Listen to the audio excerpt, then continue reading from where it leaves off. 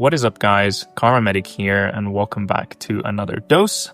This is a very long and overdue video, giving a bit of a life update as to where I've been over the last, year or so that I've been pretty MIA on this YouTube channel, and kind of what's been going on in a lot of different aspects of my life, and a bit of the reasoning and logic and feelings behind all the decisions that I've taken and where I've been. Fair warning, this is going to be probably quite a rambly, long talking video.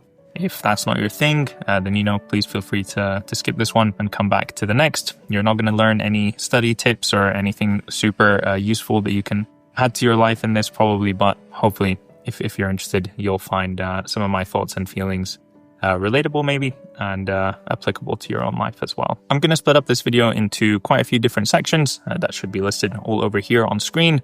Something like personal life, my master's, medicine, YouTube, just a bunch of different sections, kind of compartmentalize all of my thoughts and feelings. I've got some notes and bullet points here on my computer on the left, but most of this will be just feelings that come out as we talk. So the big elephant in the room is that I've been gone /MIA for several months, maybe even a year, depending on when this finally gets uploaded. And I think most of the reasoning behind that and kind of the big picture explanations for it are explained in a YouTube video up over here, which I made when I hit 1 million subscribers. And the long story short is I kind of explained that I had achieved more than I could have ever possibly imagined with this YouTube channel.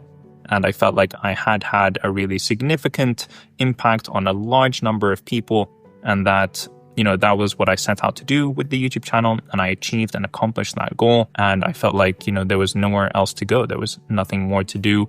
I kind of closed the ribbon on the box and put that chapter away, saying that I had completed the goal of making a YouTube channel to help people get into medicine and succeed in their university and medical career. And although the YouTube channel was in a very good place by all kind of measurable metrics and means in terms of views, subscribers, AdSense revenue, growth, that kind of stuff, that incentive alone wasn't enough for me to keep making videos. The reason that I had made videos all this time was from a true sense of passion and care for the creative process and for the idea of sharing and publishing this stuff online and getting feedback and helping others. And once I felt like that part of the process had been taken away or completed, the kind of other more financial or rigid incentives of keeping around a YouTube channel just weren't really enough to keep me going. And so, as you guys saw, over the last several years, I've slowly made less and less videos here on the channel, up to now where we're posting something like once every 3 to 4 months. My last video was 10 months ago. Oh my God, that is crazy to look at. Since I finished medical school and hit 1 million subscribers, I've only uploaded a handful of videos.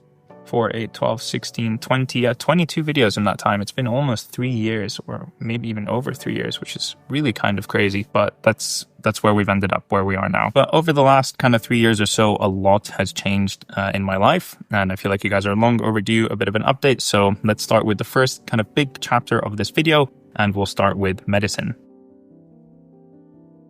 Okay, so a little bit of a recap is that I finished medical school here in the UK, and I worked as a doctor for 2 years here, completing the foundation years of the UK medical training system, F1 and F2. And in that time, I rotated through 3 surgical specialties and 3 medical specialties. I honestly really and thoroughly enjoyed my time as a doctor. Obviously, there were plenty of very difficult periods, times, moments, individual shifts. But overall, I found a lot of satisfaction and happiness in the work of being a doctor. And I really enjoyed my time, and it didn't kind of dissuade me or throw me off from a career in medicine. On the background of that, I've always known that I wanted to do surgery. Surgery is something that I've been interested in since I was in high school, doing work experience and shadowing in operating theaters. And then this theme has kind of progressed throughout my time during my undergraduate degree, medical school, and then when I started working as a doctor as well. And although I always knew I wanted to do surgery, I didn't quite know what surgical specialty I wanted to do. But as I gained more and more experience, I realized that I didn't really want to do anything scope-based or laparoscopic-based. That kind of narrowed down the surgical specialties that were options for me. And ultimately, after rotating through orthopedic surgery in my F2 year, I feel like I really found kind of my people and the area of surgery that would be a best fit for me. And so I've decided that I'm going to pursue orthopedic surgery. And I'm going to be starting surgical training in a couple of months in an orthopedics themed training program, which I'm extremely excited about. and we'll talk about it a little bit more later on. But yeah, I'm on the path now to becoming an orthopedic surgeon, which is super, super exciting, and kind of what I've been working towards for the last God knows how many years, finally kind of coming into fruition. Now, it's important to note that I didn't kind of sail through the process of getting into surgical training. After my F2 year, you apply for this exam called the MSRA, Medical Specialty Recruitment Assessment Exam. And depending on your score, you get an interview for surgical training. And if you do well in your interview, then you get a place. The first time that I applied for this exam, I did not do enough studying as much as I should have. And in fact, I was very distracted by other kind of aspects of my life, and I ended up not scoring well enough in order to get an interview for surgical training. And so I had to retake that exam the next year, which left a gap in my kind of like medical career or training pathway where I needed something to do. And a lot of people during this year, they kind of take out time from medicine so that they can explore other aspects of their life or take a little bit of a break from the very intense workload that we have. And a lot of people tend to work what we call locum shifts or locum jobs, where you pick up jobs here and there in different hospitals and vacancies, typically paid at a higher rate than you would be paid if you were in a training program. And people kind of just do that for a year or take up longer term posts, JCF posts, we call them here, junior clinical fellows, or teaching clinical fellow posts, which gives you something kind of useful to do for the year whilst you also maintain your kind of clinical skills. And then you can apply for training again the next year. Now, me personally, when I was deciding what to do in this year out, I really strongly felt that I didn't want to do any clinical medicine during that time. I know that when I start surgical training in a couple of months, I'm going to be really in it for the next 6 to 8 years. Very difficult, non-stop training program. So I know that I'm going to be very overwhelmed and consumed by all things surgery. And I wanted this year to be something a little bit different. My primary goals for this period of time was to take a break from clinical medicine, to learn some new life skills that I didn't necessarily have before, and also to just kind of get that feeling of relaxation and being able to breathe without feeling that constant pressure and stress from being in a training program. And I really feel like I achieved all those things primarily by doing a master's.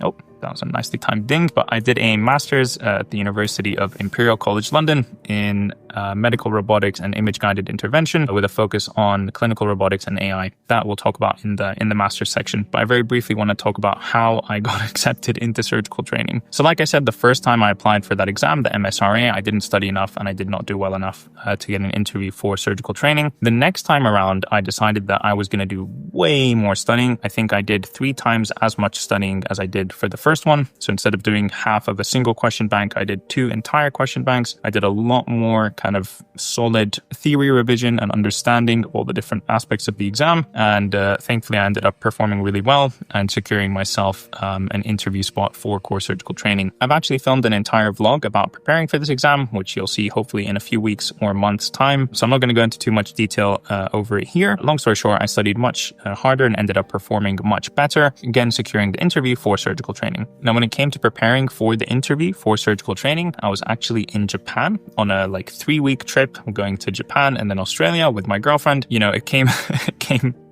not at the best time because, you know, I was abroad trying to have lots of fun and gain all these new life experiences, but needed to study and prepare for this exam. So for, I think it was about 2 weeks whilst in Japan and in Australia, I woke up every day at about 5 a.m. and studied until about 7. And then before I went to bed at about 11 p.m. until midnight or so, again, did some more studying so that I could both enjoy this new country and experience that I was having, but also make sure that I prepared for this exam and did well enough to get myself a surgical training job. And this is something that would have been absolutely, unthinkable for me a few years ago. The idea of, not just sitting down in my room studying for 10 hours a day to ensure I would ace this exam and this interview would be like such a foreign concept. But I've really come a long way over the last few years in being able to better manage my work life, studying life, mental health, friends and family, other passion projects in my life and things. I've come a really long way from where I used to be in terms of the stress and pressure that I would put on myself to perform and to study and do all these things. I'm in a much happier and more relaxed place now, touch wood. So long story short, I did my interview in Australia at about 10 p.m. or something like that. And thankfully managed to secure myself a London surgical training job, which is quite a difficult task. So I guess I just have to check now. So yeah, I'm nervous. God, please, please, please, please, please, please, just let me be good. Oh my God. Here we go.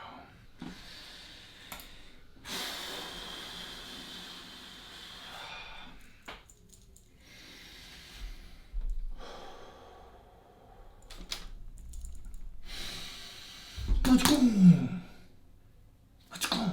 So I'm really, really, really proud of the work that I put in, the performance that I had, and I'm extremely thankful and grateful that I now have a London surgical job, so I don't need to leave London and go, further out in the UK in order to do my surgical training, and I'll be here for the next 2 years, so I can continue to be close to friends and family, and in the place that I've become comfortable in and built my life and my social support networks in for the last 7 years or so that I've been in this country. So yeah, I think that's pretty much the medicine update. If you have any questions about something specific or you want me to make an entire video about some part of this process, definitely leave me a comment down below and I will be reading every single comment and I'll take all of that into account. But without further ado, let's just move on to the next section, which is my master's.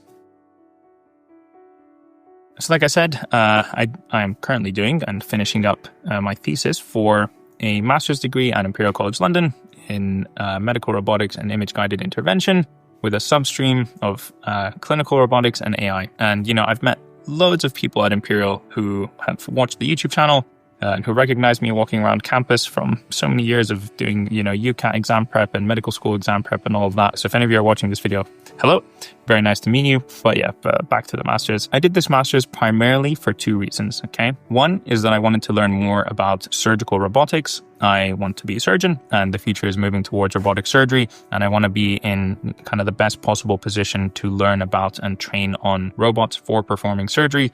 And it's something that I'm super interested in moving towards for my career. So building this kind of foundation and specialist knowledge in robotic surgery is going to be extremely helpful for me. And then the second thing I wanted to do is to learn how to code. I did a coding class in 2013 in my undergraduate degree at the University of Toronto, back before we had ChatGPT, which was a completely different story. And, I obviously have forgotten all of that, but there's so much kind of real world application and day-to-day activities where coding is extremely helpful. And so I wanted to learn how to code and learn, how to do projects on my own with the help of ChatGPT and a bunch of other resources, but be able to take this skill and use it moving forward in a medical and surgical setting. And absolutely both of these kind of main things that I wanted to achieve have very much been achieved over the course of this year. I've had a great time on this master's. I think it's been absolutely fantastic, both from a personal development and learning perspective, but also in terms of kind of the practical uses that I'm going to be able to do with what I've learned moving forward. We've been able to do loads of really cool projects. A lot of what I've been focused on is medical image segmentation, both for blood vessels in the liver. And now my thesis project is on medical image segmentation of anatomical structures in the knee. Bit of a mouthful. But yeah, doing that automatically using AI, which is really quite incredible, and applying it to a novel MRI machine. Anyway, you guys probably don't care. I'll publish my thesis at some point. You can read it. But yeah, honestly, it's been such a fantastic year. Touch wood, I've been able to perform really well on all of my assignments throughout the year. And now I'm finally done with all the assignments and exams. The last thing to do is this thesis, which is, oh my God, I've avoided doing the thesis my entire kind of university career and time. And now it's finally come. I finally need to write a thesis. It's quite a challenging task, but I'm working my way through it. And again, like most of my thesis project is coding. It's about 99% of my time I spend banging my head against the wall, but 99% of my time I spend coding. So I feel like I'm really kind of developing this skill and really getting to grips with it. And I'm sure I'll be able to use it in very useful ways in the future. Now, on top of that, another very important part of being able to do this master's is the free time that you get along with the master's. The master's is a full-time master's, but it's not like working a full-time schedule as a doctor. I don't work weekends, I don't work nights, and I don't work 9 to 5 every day. All of our class commitments that we have are not 9 to 5. They'll be for a couple of hours on a couple of days a week. And then now, even during our thesis project, yes, I do spend loads of time working on the thesis and coding, but again, it's not the type of, 8 to 8 work Monday to Friday. So you get a lot of free time that I didn't have when I was working as a doctor. And I have taken full advantage of this time. And this has been kind of one of the biggest benefits of taking a year out from my medical career and doing this master's, is that I have regained so much time for myself for, my own personal mental space and happiness, my own development with projects outside of my, direct career in medicine, and just being able to spend that time with friends and family, gain new life experiences that I haven't been able to do, travel, see the world, do all these fun things that I normally wouldn't be able to do because I'm working or I'm too busy, etc., etc. I'm just going to read off of this list because there's no way I'd remember it all, but I've done so much traveling this year. I've gone to Jordan, Belgium, Switzerland, and Japan for skiing, Australia, Germany, Greek island Catalonia, Prague, Austria, Athens, and even in the UK, Wales, the Cotswolds, Norfolk, and just some other places in the countryside. I mean, so just like an absolutely insane amount of traveling that I would never have otherwise been able to do. I've also been able to have a solid gym routine during this time. I've been able to spend lots of time with my girlfriend, explore new parts of London that I didn't necessarily feel like I had time to do before. And it's been amazing, and all of this whilst performing very well in my master's and being able to strike this work-life balance that is sometimes so difficult to do when you're a doctor. It's been extremely refreshing, honestly, extremely wonderful. And I'm so thankful for this time that I've been able to take out. It's exactly what I wanted to do this year, take a year out from my medical path and do something useful. So did this master's degree whilst also having time in my life for all of these other things to fully rest and recharge before I start the next part of my career in surgical training for the next, 6 to 8 years or so. So yeah, that's everything about my master's in a nutshell. And now let's move on to talk about YouTube. Okay, now, YouTube is a very difficult one for me to talk about, for me to kind of process, for me to think about. Honestly, I feel like I have a lot of kind of internal built-in trauma about YouTube. It's been a very weird relationship. So since I finished medical school and I kind of slowed down doing YouTube, I've constantly had this voice in the back of my head telling me, you should do YouTube, you should make more YouTube videos, you should get back to scripting, you should get working on YouTube, etc., etc., etc. And it just will not stop. It's like this constant pressure that I feel to keep making videos. And I think a lot of that pressure arises from a lot of the kind of comments that you guys post on my videos saying, Nasser, where are you? Nasser, we want more videos from you. Give us a life update, etc., etc. Also from myself, just knowing that, the videos do have a, positive impact on a lot of people. And if that's the case, why would I not continue making videos? Why would I not continue trying to have that positive impact? And also, actually, it's worth mentioning the financial incentive. I mean, there's a very big financial incentive to keep making YouTube videos to, supplement my income from working as a doctor and even surpass my income from working as a doctor. So there's a lot of pressure coming in from, all kinds of angles and sides to keep making YouTube videos. But all of this pressure comes in the form of you should be doing this, you should be doing that, as opposed to me wanting to do this or that. And I think that very kind of succinctly explains why there's been so many less videos on the channel. There have been videos on the channel when I have wanted to make a YouTube video, when I have felt that this is something that I actually want to do, that I am inspired about, and that I'm excited about. The times where I feel like I should, I just don't. And that's largely, I guess, to preserve my kind of happiness, my mental health, and my relationship with this YouTube channel and with my online social media presence. I want it to be a positive thing, not only for other people who watch the videos, but also for myself. I want it to be something that I look forward to, that I'm excited about, and that I feel good about, for, lack of a more interesting way to explain it. And really, I burned myself out so much over the 4.5, 5 years that I was making content every single week. I took on too much. I needed to be in control and have oversight over every aspect of the channel. And looking back, I think there's a lot of things I could have done to help ease that workload and that stress for myself, do a lot more delegation and outsourcing of different parts of the kind of job. But ultimately, I ended up where I am, which is I really burned myself out and I felt like I achieved my goal. And it's been really, really hard to get back into. But over these last 2.5 years, 3 years, when I have uploaded a video, there have been these pockets of inspiration, of excitement, of, getting that feeling back, like I want to produce content. And I think progressively over the last few months, whilst doing this master's and coming back into surgical training, I've been getting more and more excited about the idea of doing YouTube again. And I've got all these lovely ideas that I want to build on and take part of and make videos about. So, I feel like that passion is slowly building again. I'm not going to make any promises or exclaim that I'm coming back to YouTube. Sorry. if anyone was hoping for that. But, you know, it's a long process. It's taking its time.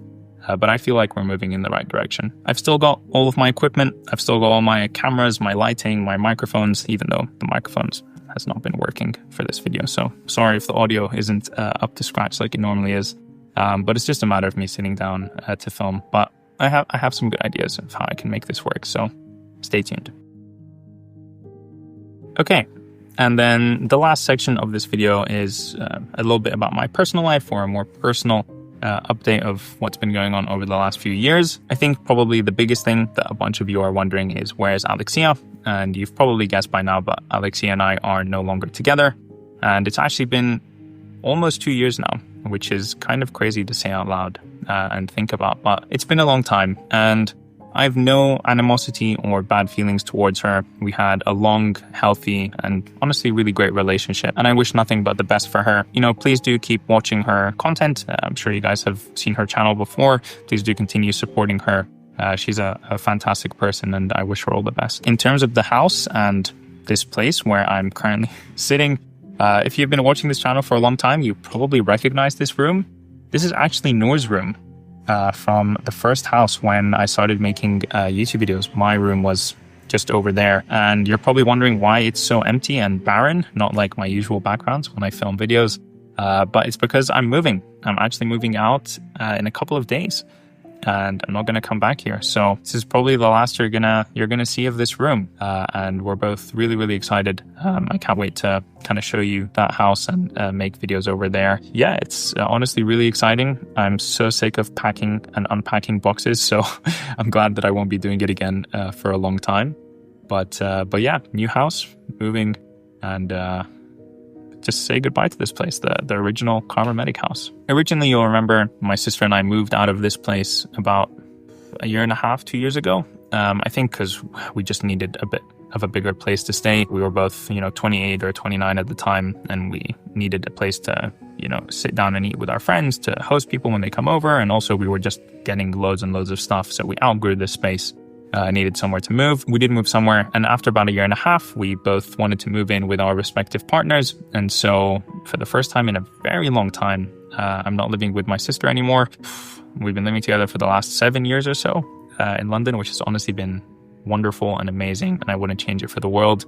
I'm very sad to be leaving her for sure, but it's time for the next kind of chapter of our life, the next period of our life to begin. So that's kind of exciting, but also sad. I definitely miss her all the time. Especially our late night video game sessions together, but it's okay.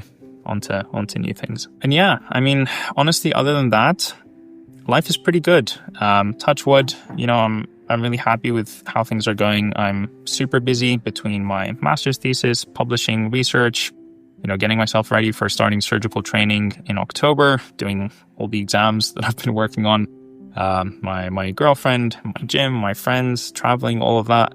Life has honestly been really good. Can't complain, touch wood. And yeah, honestly, I'm excited to start sharing a little bit more of that with you guys. I know I've been gone for a long time, and there's loads of updates to do, and only so much I can fit in a single video. But hopefully this has kind of given a good recap and explanation of where I've been and how things have been going. If there's anything you're particularly interested in or want to hear more about in a video, definitely leave me a comment down below. Down over there, and I'll read them all, and yeah, maybe I'll make a video on that. Anyways, thank you so much for watching. I hope you enjoyed. If you did, don't forget to leave a like and leave me a comment down below, and I will catch you in the next one. Peace.